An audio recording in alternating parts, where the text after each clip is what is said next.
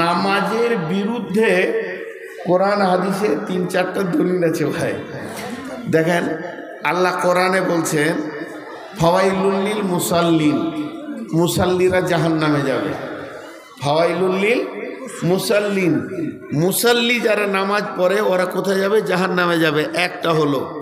2 নম্বর আল্লাহ এই আয়াতে বলছেন লাইসাল বিররা আন তুওয়াল্লু উজুহাকুম কিবালাল মাশরিকি ওয়াল মাগরিবি, শুধু পূর্ব পশ্চিমে মাথা ঠুকে দিয়ে তুমি ইমানদার মনে করিও না, তুমি ইমানদার মনে করিও না। খালি খুব ঘন ঘন মসজিদে যেছে নামাজ পড়ছে আর ফাঁস কাতার এমনি করে দাঁড়াবে, ও ইমামের পেছনে দাঁড়াবে আর টুপি পাঞ্জাবি দেখে মনে হবে যেন আল্লাহর ওলি। বুঝতে পেরেছেন কি না? কিন্তু মাল খুব শিয়ানা, এই মাল আপনাদের দেশে নাই, হয়তো বুঝতে পারছেন না। বক দেখেছেন? বক নদীর ধারে বসে থাকবে চুপ করে, মনে হবে আল্লাহর ওলি তাহাজ্জুদের নিয়ত বেঁধেছে, খালি মাছ লড়লি বিপদ। তেমনি কিছু লোক আছে ফাঁস কাতারে নামাজ পড়ে, ইমামের পেছনে নামাজ পড়ে, 5 ওয়াক্ত নামাজ পড়ে, আর গায়ের মধ্যে সেরা চিটিংবাজ। এই জন্য আল্লাহ বলেছেন যে শুধু সাজদা করে দিয়ে তুমি আমার কাছে ভালো হয়ে যাবে না। তাহলে 1 নম্বরে বললো মুসাল্লিরা জাহান্নাম যাবে, তারপরে বললো সাজদা করে আমার কাছে ভালো হবে না। আর আল্লাহ রসুল বলছেন মান সাল্লা ইউরাই ফাকাদ আশরাকা, যে লোক দেখানি নামাজ পড়লো সে শিরক করলো। একজন মূর্তি পূজক আর একজন লোক দেখানি নামাজ পড়লো সুমান। তিনটে হলো। 4 নম্বরে মদিনার মুনাফিকরা 5 ওয়াক্ত নামাজ পড়তো, তারপরও তারা মুসলিম নয়। নামাজই যে বাঁচাবে তা নয়। এখন যারা বেনামাজি আছে এরা মনে মনে ভাবছে ঠিকই বলছে মৌলভী সাহেব, ওই লেগেই তো আমরা নামাজ পড়ি না। জি আমারও দাম বাড়লো, ওদেরও দাম বাড়লো। নামার পরে পরে বলবে একটা জালসা ডেট লিয়েন তো আমাদের এলাকায়, খালি মৌলভীরা বলছে নামাজ পড় নামাজ পড়। জি একটা কথা বলি, কথাটা বুঝার চেষ্টা করেন। চুনকে ভুল করে দই বলে দেবে। কেউ যদি ভাঁড়ে চুন আনে, ঘরে কাজ আছে, তোর বন্ধু বলছে দই কোথা থেকে আনলি রে, চুনকে ভুল করে দই বলবে, কিন্তু আলকাতরাকে কেউ দই বলবে না। তো মুসাল্লি বেঈমান ভুল করে ইমানদার বলে দেবে ওকে, কিন্তু যে বেনামাজি হল আলকাতরা মালো ইমানদারই লয়, ওকে কিছুই বলা যাবে না বলে। তো আল্লাহ তাবারক ওয়া তাআলা বলছে পূর্ব পশ্চিমের সাজদা করার নাম ইমানদারি নয়। ইমানদারি হলো আমার উপরে ঈমান রাখতে হবে, আমাকে যেমন করে বিশ্বাস করা ওই রকমই করতে হবে। বিসমিল্লাহির রহমানির রহিম। ফাদকুরুনি আযকুরকুম ওয়াশকুরুলি ওয়ালা তাকফুরুন। আল্লাহ তাবারক ওয়া তাআলা বলছেন আমার সঙ্গে যদি সম্পর্ক রাখতে চাও, আমাকে চিনতে চাও, আর আমার উপরে যদি ঈমান রাখতে চাও, তাহলে করো কি? ফাযকুরুনি, তোমরা আমাকে স্মরণ করো, আমাকে ডাকো। ওয়াশকুরুকুম, তাহলে আমিও তোমাদেরকে স্মরণ করব। ওয়াশকুরুলি, এবং শুকর করো যে অবস্থায় রাখবো। ওয়ালা তাকফুরুন, খবরদার আমার উপরে কুফরি করবে না। জি ভাই যারা বসে আছেন একটা কথা বলেলি, এই যে চাদর ব্যাগ নিয়ে যেছে, তো এদেরকে দেন, আপনারা দিতে থাকেন আর আমি কথা বলতে থাকি, তবেই ভালো লাগবে। যার কাছে যা আছে দেন। আজকে তো দেখলেন 6টা ছেলের মাথায় পাগড়ি। তো ফাযকুরুনি, এখানে প্রশ্ন চলে এলো, আমি আল্লাহকে ডাকবো, কেন ডাকবো? আমি তার গোলাম। তো আল্লাহ বলছে আমিও তোকে স্মরণ করব। তা আল্লাহর কি দরকার আছে সে আমাকে স্মরণ করবে? আসলে আল্লাহ স্মরণ করবে অর্থাৎ আমার ডাকে সাড়া দেবেন। সাড়াই যদি না দেবে, ডাক আল্লাহ হলো দিয়ে, তাহলে মাবুদকে ডেকে লাভ কি আছে? এর জন্য বলছে আমি স্মরণ করো, আমাকে স্মরণ করো, আমিও স্মরণ করবো। ওয়াশকুরুনি, তোমাকে আমি যেমন রেখেছি গোলাম রে, হয় তুমি মালদার না হয় গরিব, না হয় 20 তলা, না হয় গাছতলা, না হয় রিক্সাওয়ালা, নাই প্লেনে চলছ, ল্যাংড়া বানিয়েছি, খোঁড়া বানিয়েছি, লোধা বানিয়েছি, এটা আমি রব তোমাকে বানিয়েছি, পৃথিবীর কেউ বানায়নি। অতএব আমার সঙ্গে তোমরা কুফরি করবে না। আমি যেমন অবস্থায় তোমাদেরকে রেখেছি ওই রকম তোমরা থাকবে। ওয়াশকুরুলি ওয়ালা তাকফুরুন, তোমরা তোমরা শুকরিয়া করো, আমি আল্লাহর সঙ্গে কুফরি করিও না।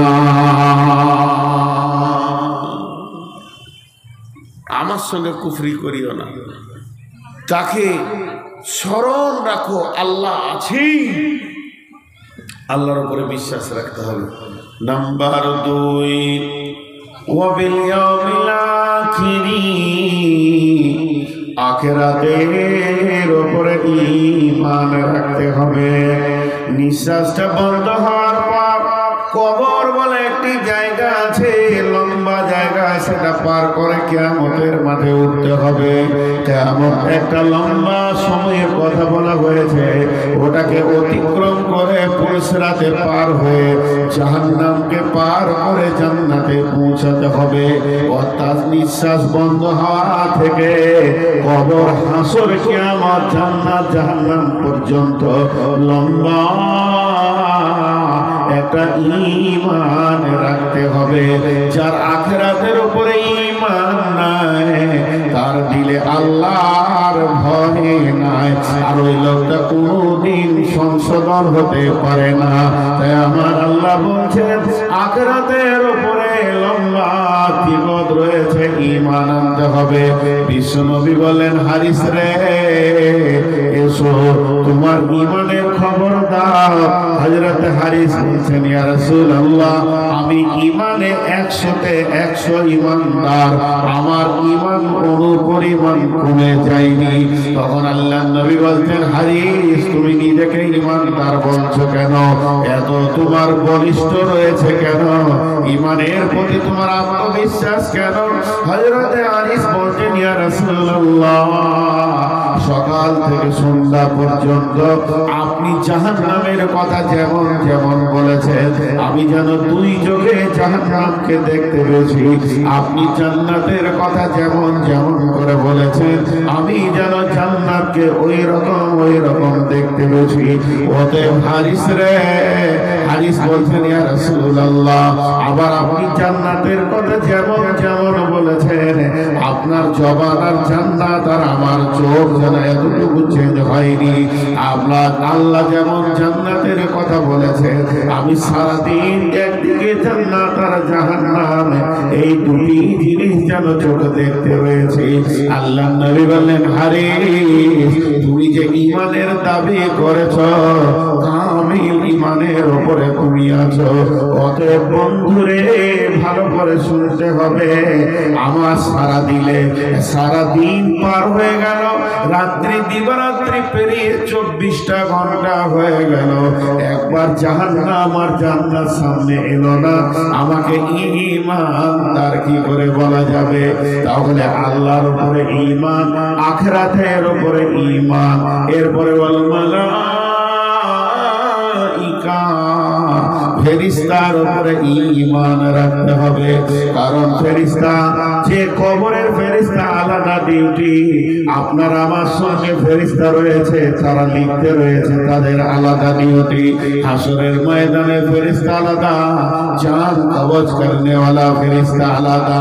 আল্লাহ তাবারক ওয়া তাআলা সমস্ত ফেরেশতাদেরকে এক একটা ডিউটিতে নিয়োজিত করে দিয়েছেন। আমার রব বলছেন, তোরা ফেরেশতার উপরে ঈমান আন। ফেরেশতা তো দেখা যায় না, এগুলো আমার গুণ, এগুলো আমার কাজে লাগে। যদি তোদের ফেরেশতার উপরে ঈমান থাকে, তাহলে তোরা গুনাহ করবি না। তার কারণ হচ্ছে, যখনই কোনো গুনাহতে মন চাইবে, তখন তোর দিল বলবে, আল্লাহ তো মেহেরবান, কিন্তু ফেরেশতা তো মেহেরবান নয়, সে আমার গুনার সাক্ষী হয়ে গেছে, সিআইডি আল্লাহ রয়েছে। এই ভয়টা থাকলে তোরা গুনাহ করবি না। অতএব ফেরেশতার উপরে ঈমান আনতে হবে।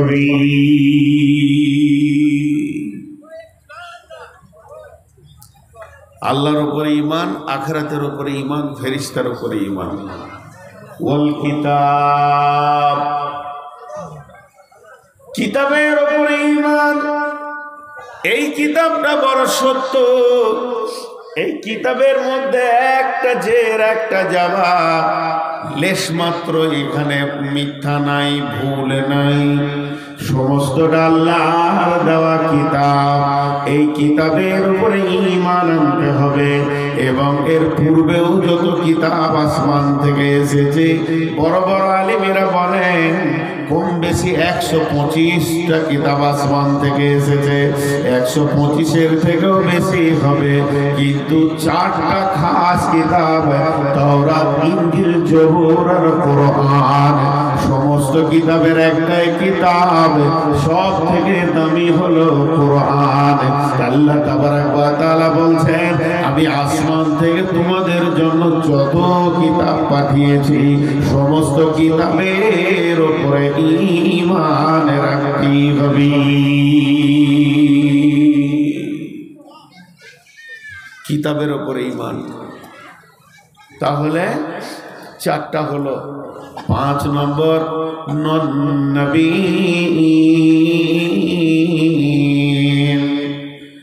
নবীদের উপরে ঈমান। পৃথিবীতে যত নবী এসেছিলেন সমস্ত নবী সত্য, তারা কেউ মিথ্যুক ছিল না, আর মিথ্যা কথা তারা বলেনি, মানুষকে ধোঁকা দেয়নি। এই ব্যাপারে নবীদের উপরে ঈমান আনতে হবে। জি ভাই, খালি একটু ধৈর্য ধরেন। নবীদের উপরে ঈমান, মুসলমানদের তো ঈমান আছেই, আমাদেরকে যদি কেটেও দেয় তা বলবো নবী সত্য, বেশাক নবী সত্য, এ তো আছেই ঈমান। কিন্তু কাফেরদেরও ঈমান ছিল। রসুলের জামানায় যারা বড় বড় কাফের মুনাফিক, তাদের রসুলের ব্যাপারে দৃঢ় বিশ্বাস ছিল, খালি হিংসাতে মেনে লাইনি, জিন্দেগি বরবাদ হয়ে গেছে। হিংসাতে মেনে লাইনি। একটা ঘটনা শুনলে বুঝে নেবেন। আল্লাহ রসুল রাস্তা দিয়ে হেঁটে যাচ্ছেন আর উমাইয়া, মক্কার সব থেকে একজন কাফের নেতাদের মধ্যে একটা বলিষ্ঠ নেতা, নাম হচ্ছে উমাইয়া।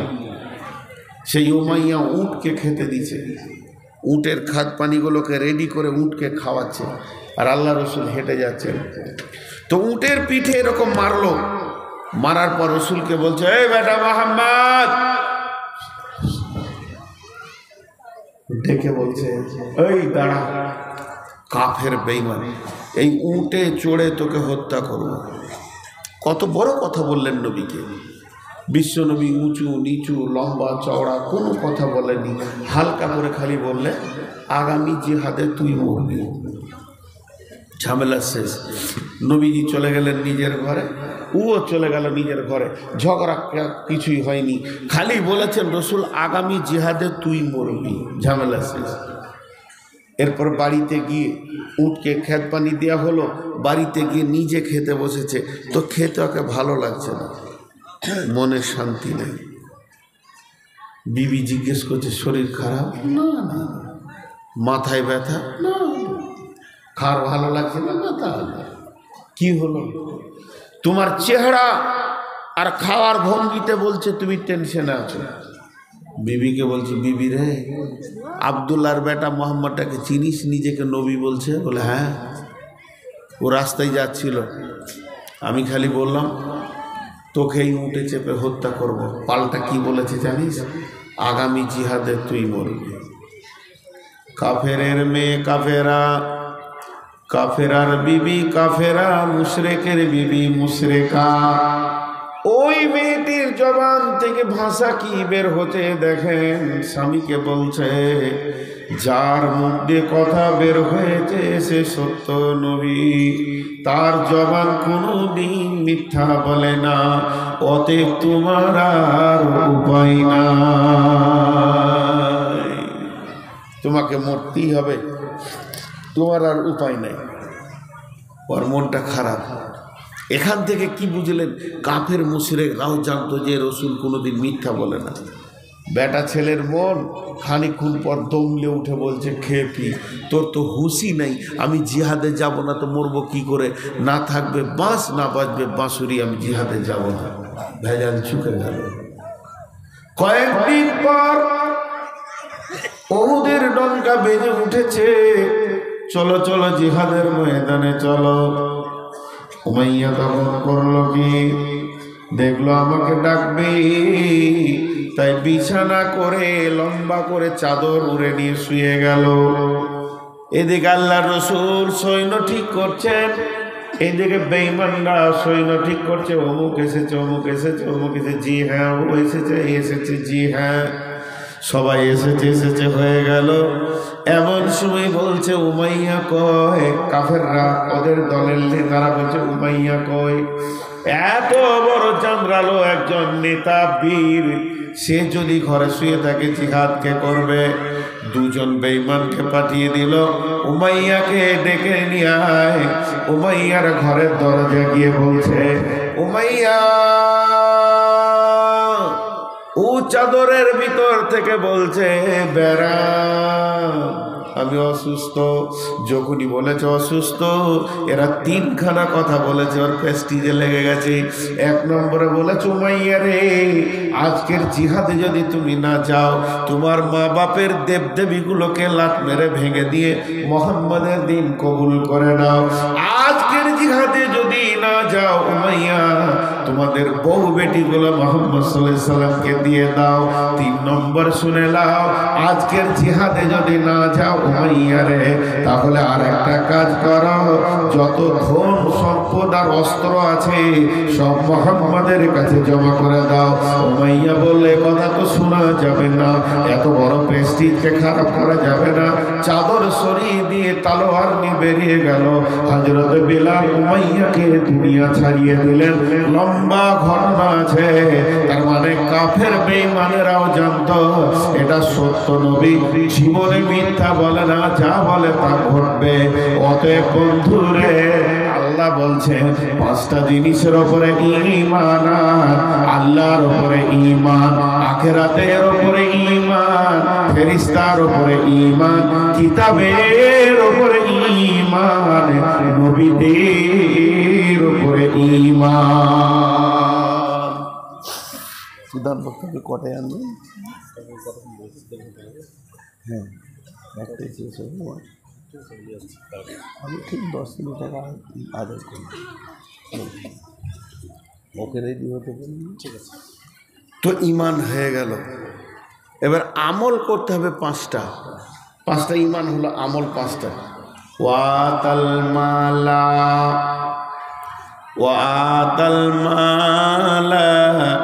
আলা হুব্বিহি যাবিল কুরবা ওয়াল ইয়াতামা ওয়াল মাসাকিন ওয়া ইবনাস সাবিলি ওয়াস সাইলিনা ওয়া ফির রিকাব। আল্লাহ আমলের ময়দানের কথা বলতে গিয়ে প্রথমেই বলছে তোমরা মাল দান করো, মালকে মাইনাস করো, মাল আল্লাহ রাস্তায় দিতে থাকো। 6 জায়গায় দেওয়ার কথা বলেছে। আলা হুব্বিহি যাবিল কুরবা ওয়াল ইয়াতামা ওয়াল মাসাকিনা ওয়া ইবনাস সাবিলি ওয়াস সাইলিনা ওয়া ফির রিকাব। 6টা জায়গায় তোমরা মাল দান করো। মাল দাও, মাল দিতে থাকো। কিন্তু আজকে আমরা মাল আটকে ধরে রেখেছি। আল্লাহ নবী বলছেন খাসলাত মিন উম্মতি মালি মালি মালি মালি। আমার উম্মতের অভ্যাস হচ্ছে মাল মাল মাল মাল মাল। বিশ্ব নবী বলছেন মালের ভিতরে তোমার মাল হচ্ছে 3টি। যেটা তুমি খেয়েছো সেটা তোমার মাল, তার রিজাল্ট পায়খানা। যেটা তুমি পড়ছো এটা তোমার মাল, তার রিজাল্ট হচ্ছে পুরাতন। আর যেটা তুমি টেবিলে নামাবে, মাদ্রাসায় দিবে, মসজিদে দেবে, এটা হচ্ছে তোমার নিজের মাল। কালকে যখন তুমি মরে যাবে, তোমার জমি ভাগ হবে, বাগান ভাগ হবে, ভিটা ভাগ হবে, তোমার পুকুর ভাগ হবে, টাকা পয়সা সোনা দানা যা আছে অট্টালিকা সমস্ত ভাগ হবে। ওয়ারিসরা ভাগ করে নেবে, কিন্তু তোমার দানের টাকার কোনো ভাগ হবে না। তুমি যদি বলো যে আমি 5 কোটি টাকা দান করে গেলাম, 5টা বেটা 1 কোটি করে ভাগ নেবে, দানের এটা হবে না, এটা আপনার নিজস্ব ব্যাংকে ঢুকেছে। অতএব আতাল মাল। আল্লাহ নবী বলছেন ইত্তিবাউল মাইয়িতা সালাসাতুন ফায়ারজিআনে বিসনানে ওয়া ইয়াবকা মাহু ওয়াহিদুন ইত্তিবাউহু আহলুহু মালুহু আমালুহু ফায়ারজিআনে বিসনানে আহলুহু মালুহু ওয়া ইয়াবকা মাহু ওয়াহিদুন আমালুহু। আল্লাহর নবী বলছেন যখন মানুষ মরে যায় তার সাথে তিনটে জিনিস যায়, তার সাথে আহাল যায়, মাল যায় এবং তার আমল যায়।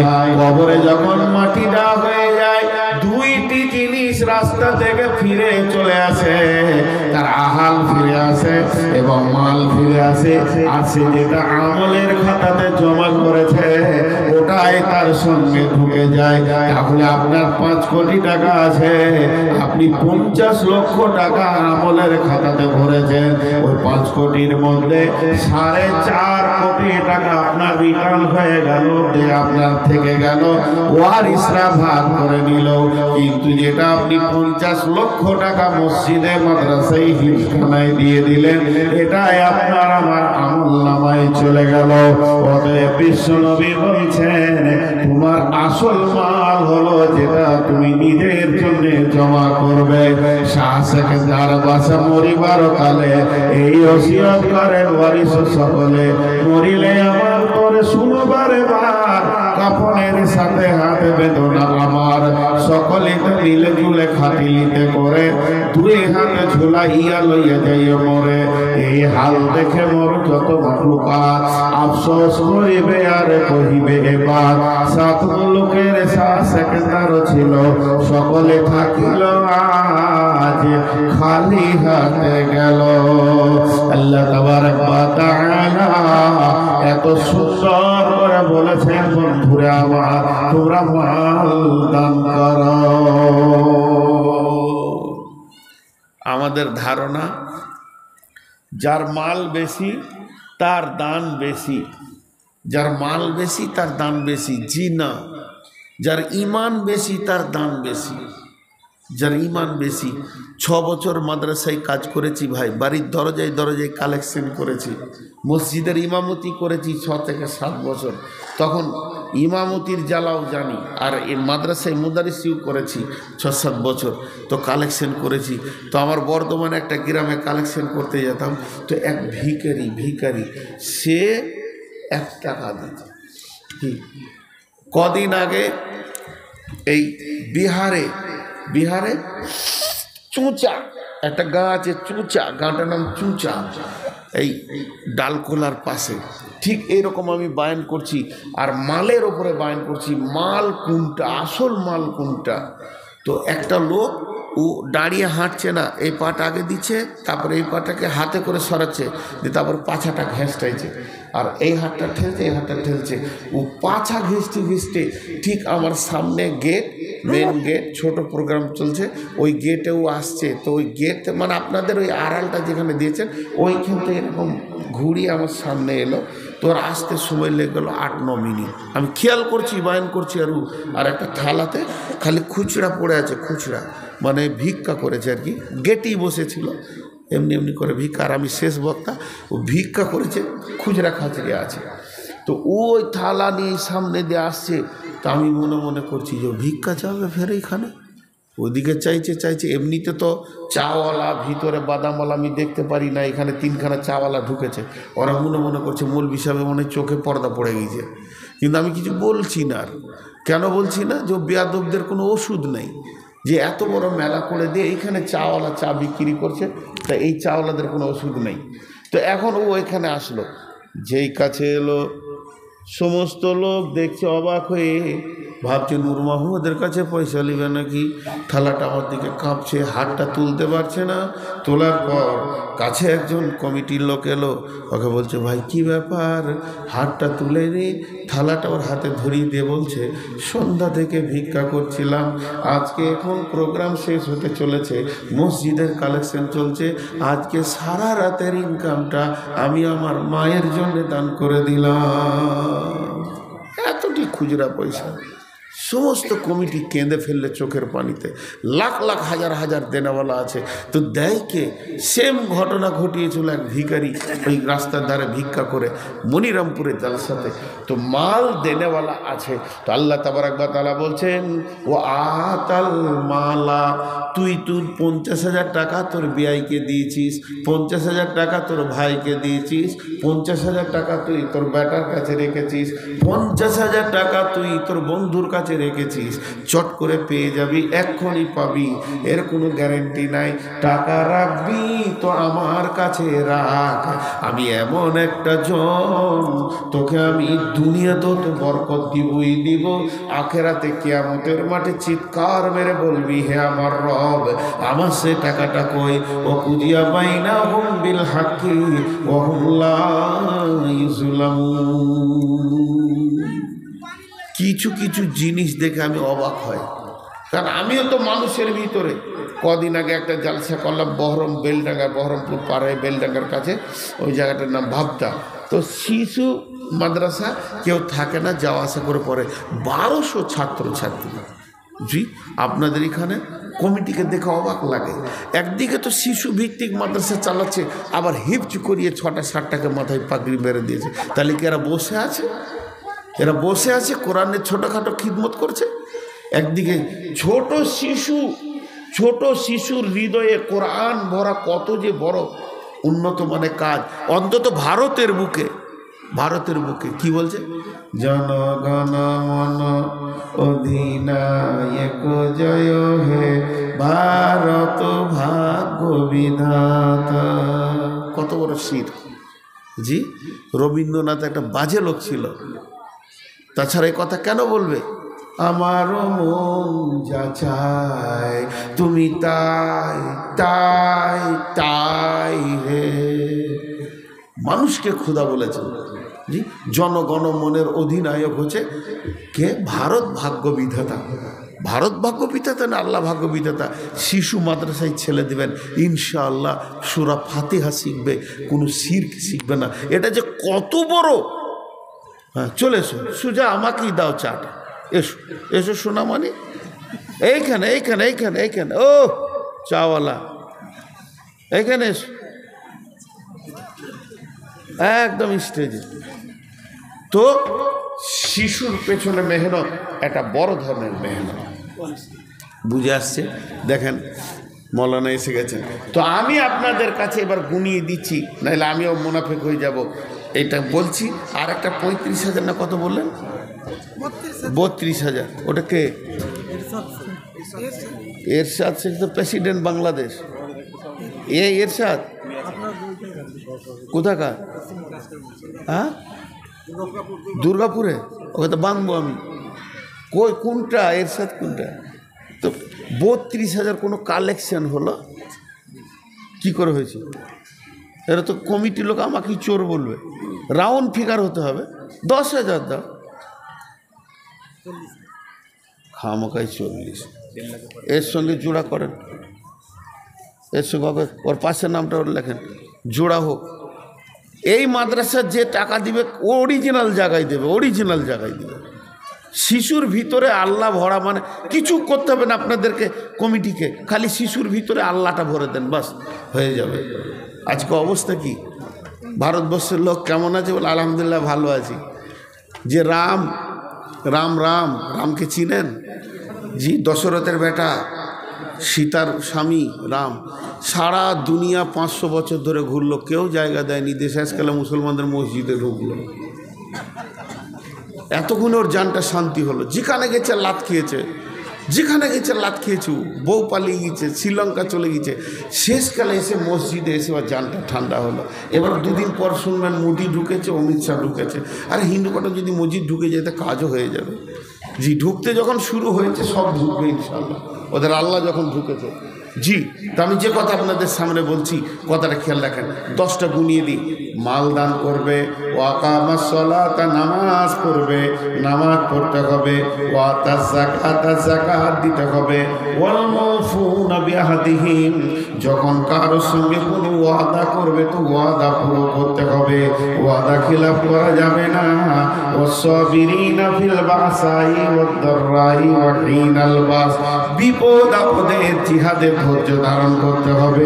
এবার 10 শুনেলেন আল্লাহর উপরে ঈমান, আখিরাতের উপরে ঈমান, ফেরেশতার উপরে ঈমান, কিতাবের উপরে ঈমান, নবীদের উপরে ঈমান। মাল দান করতে হবে, নামাজ পড়তে হবে, যাকাত দিতে হবে এবং কি করতে হবে, ওয়াদা পূরণ করতে হবে। মুত্তাকি কোনদিন মুনাফিক হতে পারে না। আর একদম 10 নম্বরে বিপদ আপদে জিহাদের ময়দানে ধৈর্য ধারণ করতে হবে। এই 10টা গুণ যার আছে আল্লাহ বলছেন উলাইকাল্লাযীনা সাদাকু এরাই হলো প্রকৃত সত্য, ওয়া উলাইকা হুমুল মুত্তাকুন এরাই হচ্ছে মুত্তাকি।